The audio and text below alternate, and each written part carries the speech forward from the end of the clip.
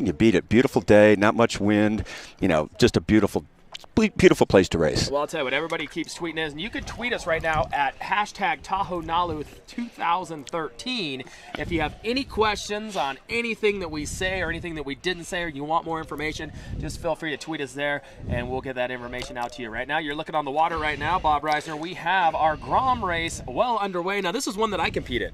Yeah, well, if I wasn't sitting here, that's what I'd be in. The problem, I probably wouldn't even place. I probably wouldn't even get on the podium. Yeah, you and I would be in the back. Yeah. We'd be in the back there. But there's some great racers out there. There is some great racers. The future is Sup. We were just talking about a few of them earlier. You got the Shields. You got the Brackett family, obviously. Yeah, the Brackett family. Well, yeah, and Colin McPhillips' kids are here. I mean, they're always awesome. We have the Staples. They are from Park City. Two really good kids on the paddle performance team, Jane and Reese. They're always up there. Now, Jane and Reese, we were talking about Sup Fiesta, Anthony Velican of Applebee's venue that they put on at Bolsa Chica down in Southern California. Those two both placed in that event and did very, very well. So look for them to be top contenders out there today. Now, we're zooming into the field right now, taking a look at some of the Groms coming in. And just a quick update, we do have kind of the official, unofficial results. The official results are still coming in from both the 2-miler and the 10-miler. We'll be talking about those momentarily. There is a protest currently going underway with George's Constanted out of Tahiti. Said that he drafted the tandem duo of Brackett, and Brackett. So they are investigating that as Sounds like a law firm. Doesn't it? It does. That's Sounds what like all these tandems and tandems. I called that the other night. It sounds like law firms. Well, yeah. While you guys were announcing live over here, I was up on the stage with the binoculars, and I saw him come around the point down there, and I have to say he did draft him the whole way. And rumor has it, everybody thought it was only a 2-minute penalty, but no, it constitutes more than that. They're saying that this could play a major factor. That was courtesy of Barrett Tester of our race official, so we'll get that information. Yeah, they announced a 2-minute penalty, but and he was so far ahead, the 2 minutes, I don't think might change his place, because he was right on him. At first, I thought he might have been attached. Hey, not a bad place to go. Yeah, if it was only 2 minutes, though, everybody would. Well, when they first rounded that point down there, I thought, wow, there's a foursome out there. But no, it was just 3 people, and then somebody else really close behind on another board. Speaking of Joshua Brackett, there he is right there on the 404 board at the left bottom of your screen. And you're seeing him go right behind the trees there. Joshua Brackett going to be a top contender in this Grom race. Now, this is 12 and under kids, Bob. And these kids are out there charging. Looks like behind him. Yeah, I'm trying to make that out. Yeah, I can't see on the screen very well. Then you got, I want to say, I'm trying to get my sheet up to date here right now, but you got. Whoever it is, they're pulling around on that Superman bark. That's Superman bark. Let's see, that could be, I want to say it's one of the, let me get this information right. I'm coming a little unprepared on this one. Trevor Valois, that's who that is out there. It's Maddox Springer. Those two are going to be top contenders. Oh, they're always. That's Trevor Valois and Maddox Springer right there, back at neck and neck, and right behind Joshua Brackett. But I'm guessing Joshua Brackett, who trains every day. Yeah, this is his backyard. Sun up to sundown. Yeah. He never gets out of the water. Yeah. That's little Maddox Springer right there on the blue, white, and gold board right there. Now, his dad, Seth Springer, he's a force to be reckoned with in the adult classes. And, Maddox is no joke. He comes from good stock, so he'll be out there charging it. But here comes the crowd's going wild, rooting a lot of these kids in right now as they all start to come into the finish line, Bob Reisner. And it's great to see these kids out there. And I'll tell you what, their paddle strokes and the evolution of the Groms and what they're doing these days is just phenomenal. Well, yeah, the development of the boards. I mean, 2-3 years ago, even last year, most of them were paddling, their parents' board or something like that. Now, they're dialing the boards in for them. And, listen to them down on the beach. I mean, you watch the pros come in and, you hear a little bit of clapping. You watch these kids come in, everybody's screaming. Everybody's screaming. It's almost more fun to watch the parents. Yeah. I was talking with David out there earlier. The kids, their moms are screaming and dads are holding the moms back from charging the water. Yeah. I mean, it gets a little out of control there. But yeah, I tell you, if we have any protest, it won't be from the kids. It'll be from the parents. So true. Hopefully we don't turn into like the Little League sports in high school where the parents get a little too anxious. And if we pan a little bit to the left there, keep going, that's Jessica Brackett from South Lake Tahoe. She's on the Ohana right there, so she's doing well for the young girls in the 12 and under here. at Kings Beach. And again, any questions, hashtag Tahoe Nalu 2013. And he just got out of the way. He was being nice. He was letting the little girl go by, you know? I mean, Trent Carter was our first place finisher, as that just comes in courtesy of Tracy Day. Trent Carter finishes first, followed by Joshua Brackett and Dax Phillips. So there is your top three. Yeah. And Trent Carter and Joshua Brackett are always neck and neck in every single race. Yeah.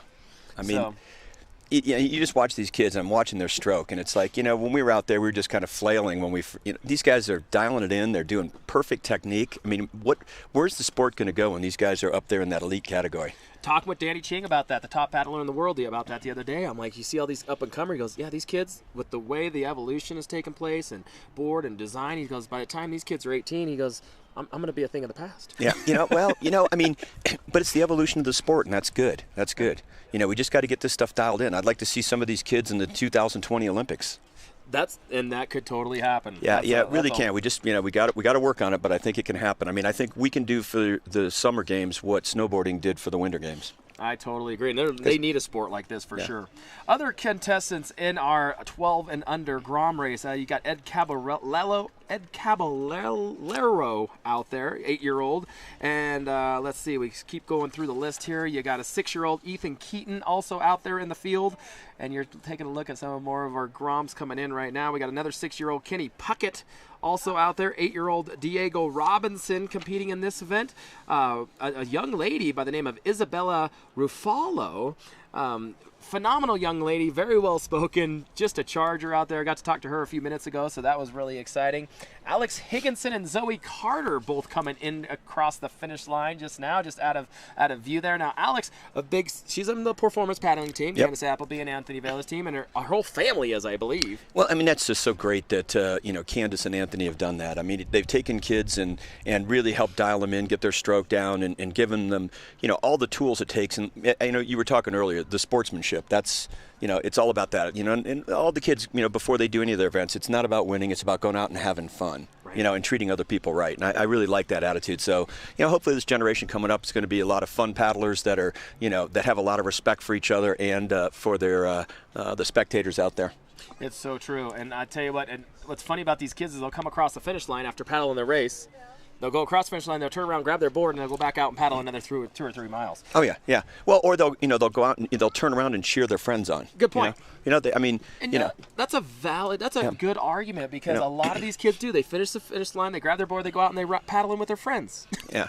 Well, I can remember in some races where Betsy was paddling and it was a difficult race, and somebody like Brandy, or one of them would finish the race and go out and paddle with them and paddle in and cheer them on when it's a long, tough race. And it just means the world to you when there's somebody like that. I mean, I know Chuck's done that to me before. At a race, I've been coming in, I'm tired, and he's already finished. He paddles out. Chuck Patterson there paddling next. Come on, Bob, come on. And it just makes you feel good. It does. It's that extra little bit of oomph that you need to finish a race. And that's the neat thing about this sport. It's competitive, but everybody's trying to help everybody else. It's true. We're scanning the water there for a few more Groms. Our Grom race, our course, a very, very easy course as comparison to the 10-miler that happened this morning. That's about 3/4 of a mile or so. They just had to make a quick little loop around there, and they actually did it really quick. I want to say, some of those times are going to be like 12 minutes, if even that. But again, your overall winners here, these are all coming in. You had, just trying to get the update, Trent Carter came in first, Joshua Brackett 2, Phillips comes in 3. And we got Alex Higginson and Zoe Carter, as well as Jane Staples, all rounding out in the girls category there. So a good group of kids. Yeah, like I said, Jane from Park City trains hard. Okay. You want to do it? Okay, you got it. And we're going to go over right now to an interview with the one and only...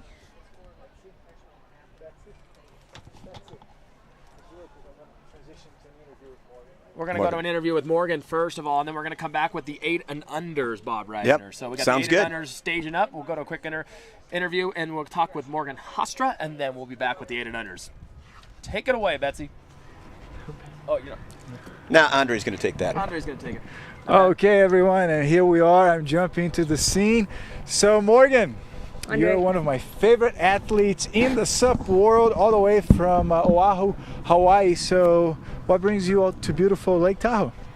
Well, it's just beautiful Lake Tahoe. So I heard there was a race here, so I decided to come. I'm gonna do Battle of the Bay next weekend in San Francisco. So I knew I was gonna be here anyway, and I heard that this race was happening, so I just ended up here.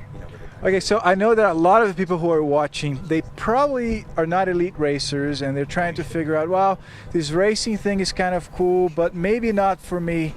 What do you have to say to those people? Well, racing isn't for everybody, and that's okay. It doesn't have to be for everybody, but at the same time, racing doesn't have to be that if you show up to a race, you have to win it. You can set little goals for yourself. You know, you can set time improvements, or you could set, I want to beat this person that I see at every other race. So it doesn't have to be, if I show up at a race, I need to win the overall thing. It's a good opportunity for you to set goals, give yourself a reason to train. So if you're not into racing, that's okay. Go paddle and do some adventure stuff. But if don't let the racing thing keep you away from it too, because you don't have to win. There's all little goals too that you can also set.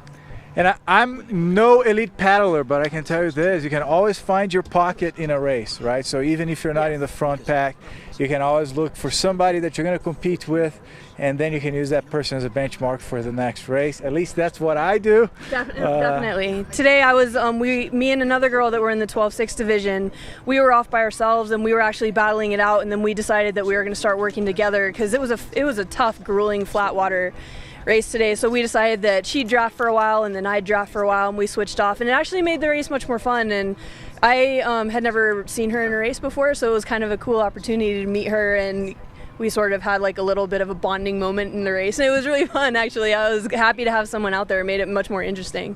And if you know Morgan, bonding is fairly easily. She's one of the greatest, most friendly gals here. We always have this love fest on camera.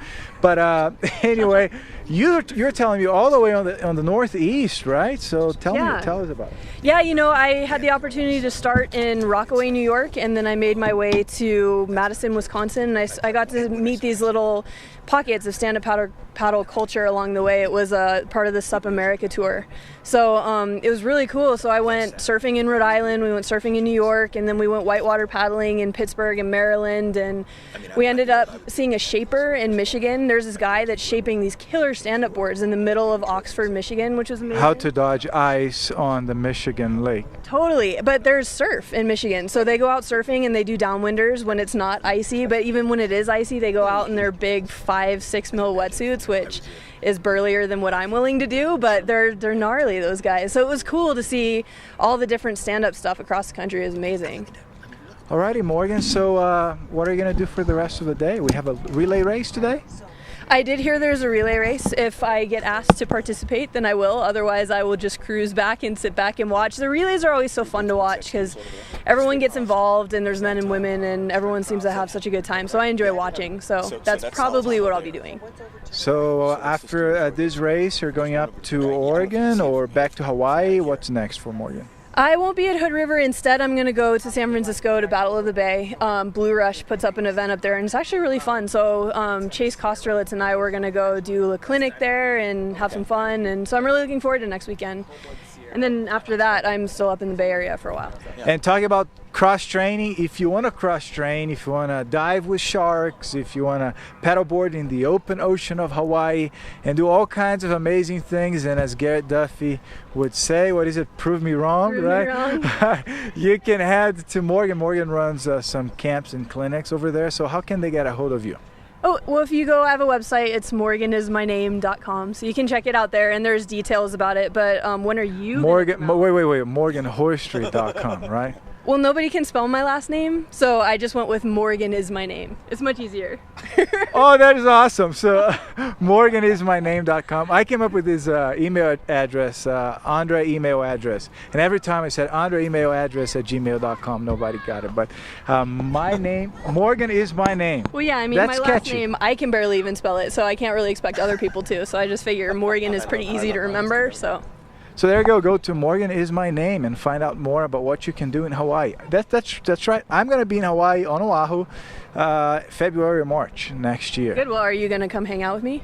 Yeah, we should go diving. We definitely should. free We've diving. been talking about it now for like years. I think 3 years, and then you keep saying that you're going to come over to Hawaii, and then you never do. It's just a big tease, Andre. He's a liar. No, He's I a am. liar. Liar. He's You're a right. liar. He's a liar. Lies. Liar. Liar. Lies. Oh my You God! heard it from everybody. The audience. I'm working like a lunatic to make this happen. Look what I get in return. My goodness. I'm Anyway, not sure no, about working lunatic. I already have like a place to stay there, so February, March should be there. Perfect. Well, we'll go do some playtime, downwinders and diving. Perfect. Alrighty. Thanks a lot, Morgan. Keep Thank it you, up. Andre. Keep up the smile, and back to you guys at the booth. Thanks for having me. Alrighty. Anytime. Thanks a lot, Morgan. Are you guys still doing your studio show down in San Diego? Yeah. Can Allison Riddle and I come hang out with you one day? Yep. Let me get these guys transitioned here. So. You guys are on, buddy. And we're back here. You're taking a nice live shot of the willow bush.